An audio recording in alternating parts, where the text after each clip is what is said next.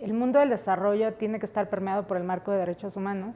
En los años 90 teníamos ya un gran paquete de instrumentos de derechos humanos y los países se desviaron de la implementación de esos instrumentos a la hora de que llegan los objetivos de desarrollo del milenio.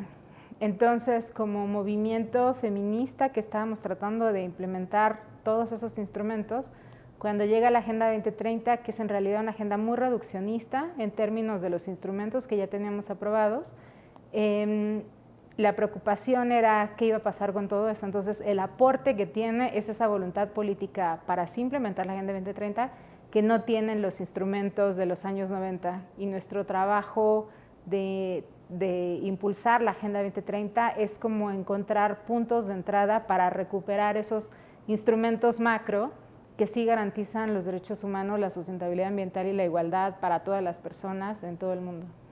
Yo no tengo muchas expectativas por la Agenda 2030, como ya te lo mencioné. Esta es una lectura política que hizo el movimiento feminista en la región desde hace muchos años.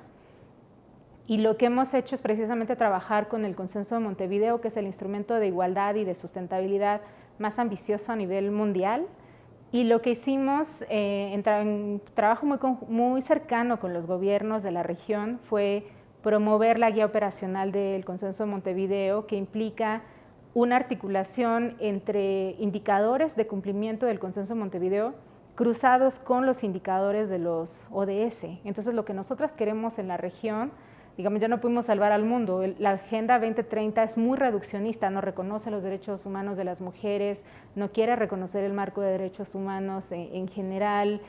Hay una alianza muy perversa con el capital privado sin reconocer los impactos socioambientales del capital privado, sobre todo las grandes corporaciones, no reconoce la concentración de la riqueza. Entonces, regresar a nuestros instrumentos y sobre todo en la región impulsar la implementación del Consenso de Montevideo a través de la guía operacional. Esa es la expectativa no solo de mi movimiento, sino de este pacto que hemos hecho muchos movimientos sociales y en un diálogo muy cercano con los gobiernos y con la CEPAL.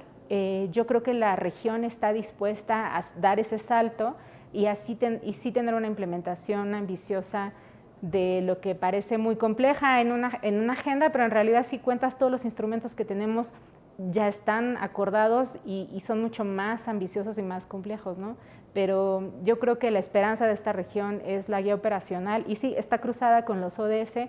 La gente va a conocer la Agenda 2030, no conocen la guía operacional, pero eso no importa, con que se traduzca en el beneficio para todas las personas, el bienestar, eso es lo que queremos, la redistribución, la justicia climática, eso es lo que esperamos promover en los siguientes 15 años.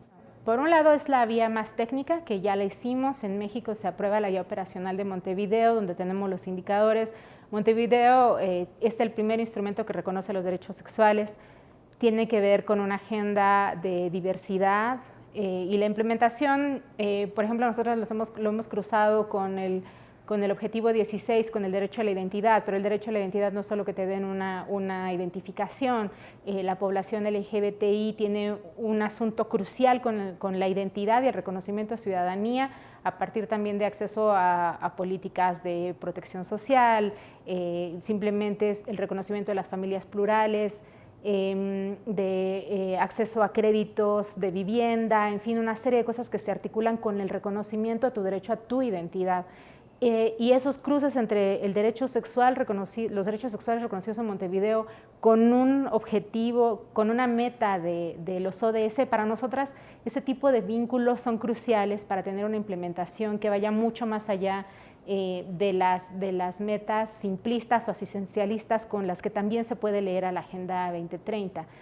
En el caso de los derechos sexuales y reproductivos, que están plenamente reconocidos en Montevideo. Montevideo también dice, por ejemplo, que hay que hacer una revisión de los marcos legales para despenalizar la interrupción del embarazo por cualquier causa. Ese tipo de elementos van a ser cruciales para alcanzar no solo todo lo que tiene que ver con salud, sino también todas las deudas pendientes que quedaban de los objetivos de desarrollo del milenio, como la mortalidad materna, que sabemos que mucho tiene que ver con el aborto inseguro. En fin, hay una serie de elementos, pero también quiero señalar cómo Montevideo es la parte más desconocida incluso por las y los activistas que trabajan en Montevideo, la parte ambiental y la parte económica. En el caso, por ejemplo, de Montevideo tiene muy clara la redistribución del trabajo doméstico y de cuidado no remunerado, que descansa en las mujeres. No sé si ustedes saben que el 60% del valor que circula en el planeta está generado por las mujeres dentro de ese trabajo doméstico y de cuidado no remunerado. Significa que las mujeres subsidian la economía entera. No hay dinero en el mundo para pagar eso que hacen las mujeres. Es la esclavitud moderna y Montevideo es la clave para empezar a modificar esos desbalances de poder que incluso las lógicas macroeconómicas, oímos al Banco Mundial, no lo reconocen, no hablan de eso. Montevideo en verdad es un documento crucial para transformar a la humanidad entera y lo que queremos es también empezar a basar buenas prácticas en la región para exportarlo y llevarlo al mundo y decir que América Latina tiene la clave para ese cambio paradigmático que sí es posible con políticas públicas, con marcos legales.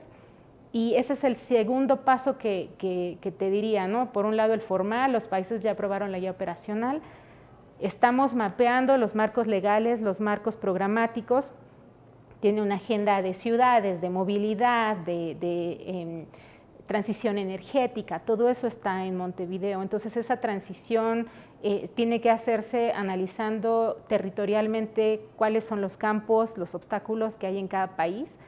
Y por otro lado, sí, en un diálogo de sociedad civil con gobierno, también quizá con otra sociedad civil para decirles por qué Montevideo es importante, por qué no se deben deslumbrar por la Agenda 2030. Está muy bien como la puerta de entrada porque te decía, tiene la voluntad política que el resto de los instrumentos no tienen, hay que aprovechar ese deslumbre fálico para empezar a jalar hacia lo que sí es real, a lo mejor no es tan sexy, pero es real para empezar a transitar hacia las economías centradas en el bienestar de las personas y no en la circulación de capitales y de bienes como hasta el momento hemos tenido.